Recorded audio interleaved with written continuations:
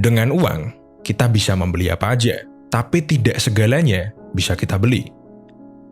Dulu, saya pernah bilang bahwa uang adalah value atau nilai. Ketika kita memberi nilai pada suatu hal, seperti liburan, makanan, mobil, rumah, dan sebagainya, hal-hal itulah yang bisa kita beli. Dan yang tidak bisa kita beli adalah sumber daya yang sifatnya terbatas. Contohnya, waktu kita, energi kita, apapun sumber daya yang sifatnya terbatas. Dan hidup kita itu adalah sumber daya yang paling terbatas. Jadi, ketika kita bisa pintar dalam memanajemen uang kita, maka kita juga akan lebih pintar dalam memanajemen kehidupan kita. Jadi kuliah kita hari ini akan membahas tentang caranya untuk kita bisa meraih financial independence, agar kita semakin pintar dalam mengelola keuangan kita. Kesalahan-kesalahan yang saya lihat ketika ada orang yang tanya pada saya tentang cara memanajemen uang mereka, yaitu mereka selalu minta saran tentang sebuah produk atau taktik. Misalnya, Pak, bagusan saya pakai aplikasi A atau aplikasi B? Pak, bagusnya saya invest ke saham atau ke kripto? Dan taktiknya gimana, Pak? Jadi, poin pertama yang akan kita bahas adalah akar dari segalanya. Sekarang, kita coba membayangkan sebuah pohon. Hal pertama yang terlihat adalah daun, kan? Dan begitulah, produk dan taktik itu seperti daun, bagian yang paling luar dan yang paling terlihat. Selanjutnya, kita akan bahas akar. Akar dari pohon tersebut adalah value kita, bisa jadi personal value, hal-hal yang paling penting di kehidupan kita, atau apapun itu. Lalu dari akar itu, kita akan naik ke batang pohon. Batang pohon bisa diibaratkan filosofi dalam kehidupan kita. Kehidupan yang ingin kita jalani, atau kehidupan yang selalu kita impikan. Nah, dari filosofi itu, pasti akan selalu muncul yang namanya tujuan. Jadi kalau kamu nggak punya tujuan, berarti kamu nggak punya filosofi hidup. Dan kamu masih berada di akar aja. Saran saya, sirami dan rawat terus akar itu, sehingga batangnya akan tumbuh, dan kamu bisa menemukan filosofi hidupmu. Lalu, dari batang itu akan muncul ranting-ranting, yang bisa kita ibaratkan dengan strategi. Bisa strategi dalam mengatur finansial, atau strategi apapun itu. Nah, setelah kita tahu filosofi hidup kita juga tahu tujuan-tujuan kita akan menciptakan strategi tentang bagaimana caranya kita bisa mencapai tujuan-tujuan itu. Dan setelah itu, muncullah daun, yaitu produk atau taktik, yang bisa kita gunakan untuk membantu strategi kita dalam mencapai tujuan kita.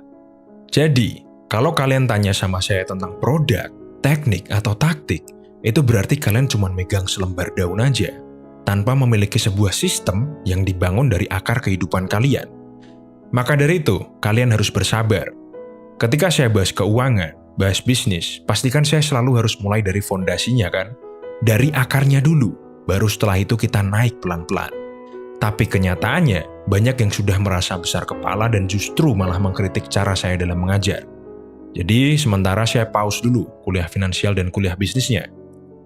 Oke, lanjut. Jadi ketika kita membahas keuangan, kan banyak tuh yang menyarankan tentang menabung, investasi, mengirit. Saya setuju. Tapi biasanya tujuan dari semua itu adalah sehingga kita punya uang banyak ketika kita pensiun nanti. Nah, ini yang saya nggak setuju. Kenapa? Karena delayed gratification. Tapi ketika kita melakukan menabung, investasi, dan mengirit dengan tujuan bahwa kita bisa mendapatkan kebebasan, mencari opportunity baru, bebas dalam mengambil keputusan, itu baru saya setuju. Percayalah, kehidupan yang nikmat itu baru akan kita rasakan ketika pendapatan pasif kita, pendapatan yang datang bahkan ketika kita tidur, bisa memenuhi kebutuhan kita sehari-hari. Saat itulah kita bisa merasakan kehidupan yang nikmat. Kenapa? Karena kita akan dibukakan dengan opsi-opsi atau keputusan-keputusan yang tanpa batas. Sehingga kita bisa mendapatkan kebebasan.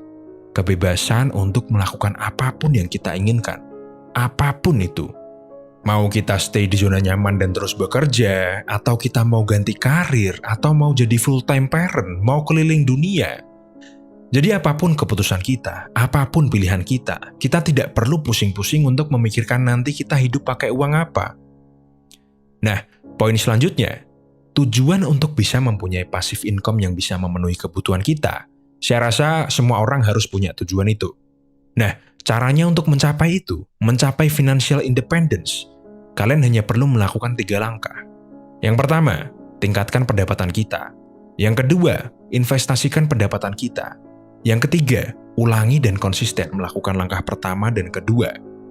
Udah, gitu aja. Simple kan? Tapi kita akan bedah sedikit. Saya nggak akan bedah mendetail ya, karena waktu saya bikin video ini udah malam, dan saya lagi lumayan capek juga. Plus nanti malah kepanjangan, bisa jadi sampai 2 jam. Oke, gimana caranya kita bisa meningkatkan pendapatan kita? Simpelnya, kita harus meningkatkan jarak antara pendapatan kita dengan pengeluaran kita. Misalnya ya, pendapatanmu 5 juta, pengeluaranmu 3 juta, berarti kan jaraknya 2 juta. Nah, cara meningkatkan jarak itu hanya ada 2. Yang pertama, tingkatkan pendapatanmu. Yang kedua, kurangi pengeluaranmu. Atau yang paling bagus, lakukan keduanya. Jadi, jika pendapatanmu itu sedikit, kan tidak masuk akal kalau kamu mengurangi pengeluaranmu. Berarti kan kamu harus meningkatkan pendapatanmu. Nah, jika pendapatanmu udah banyak, tapi kamu orangnya boros, ya udah, kamu kurangi borosmu itu. Terus temukan alasan kenapa kamu boros. Bisa jadi karena ada faktor psikologis di baliknya. Dulu saya pernah bahas, jadi silahkan cari videonya, saya lupa judulnya apa. Oke, lalu langkah kedua yang saya sebutkan tadi kan investasi ya. Nah, yang kamu investasikan itu jarak dari pendapatan dan pengeluaranmu. Saran saya sih, dan kalau saya boleh memerintah, saya perintahkan semua mahasiswa saya menginvestasikan setidaknya 20% dari pendapatan. Invest kemana Pak? Bebas. Mau invest kepala dengan membeli buku dan ikut kursus? Boleh. Mau invest ke saham? Boleh. Ke kripto? Boleh. Dana pensiun? Boleh. Bebas, apapun itu. Nanti kapan-kapan kalau saya nggak males, saya ajari tentang investasi. Dan jangan lupa, tabung sekian dari 80% itu untuk dana darurat. Minimal 5% lah. Nah, kalau menurut kalian sulit nabung 20%, kalian bisa mulai dari 5%. Lalu tingkatkan setiap bulannya setidaknya 1 atau 2% lah. Mungkin akan memakan waktu bertahun-tahun ya, tapi percayalah, tidak akan sia-sia. Nah, yang ketiga, ulangi atau konsisten. Apa yang akan kita lakukan, itu sifatnya eternity. Sepanjang masa, sepanjang hidup. Bukan yang bersifat instan, cuman perlu setahun, sebulan, atau bahkan semalam. Oke. Sebelum saya tutup, saya mau membagikan alasan kenapa saya ingin punya pendapatan banyak. Alasan pertama, dunia itu tidak bisa diprediksi. Selalu ada kejadian yang membuat dunia itu tidak stabil. Contoh aja, dari mulai perang dunia, krisis ekonomi, pandemi, dan berbagai kejadian-kejadian yang bersifat global. Apalagi ditambah dulu waktu saya masih kecil, bapak saya ini sering dapat tugas di daerah konflik. Setiap malam saya khawatir, kalau bapak saya gugur di medan perang, gimana nasib keluarga saya? Apalagi saya cowok satu-satunya di rumah. Jadi ya, saya harus bisa jadi tulang punggung. Itu alasan pertama, yang menurut saya tidak begitu penting juga, tidak begitu berpengaruh. Nah, alasan yang kedua, alasan yang paling berpengaruh bagi saya ya, simple. Saya ini malas kerja. Jadi ya, tujuan saya ingin memiliki banyak sumber pendapatan, sehingga saya tidak perlu kerja. Atau sesegera mungkin saya bisa berhenti bekerja, dan saya ingin bebas melakukan apapun.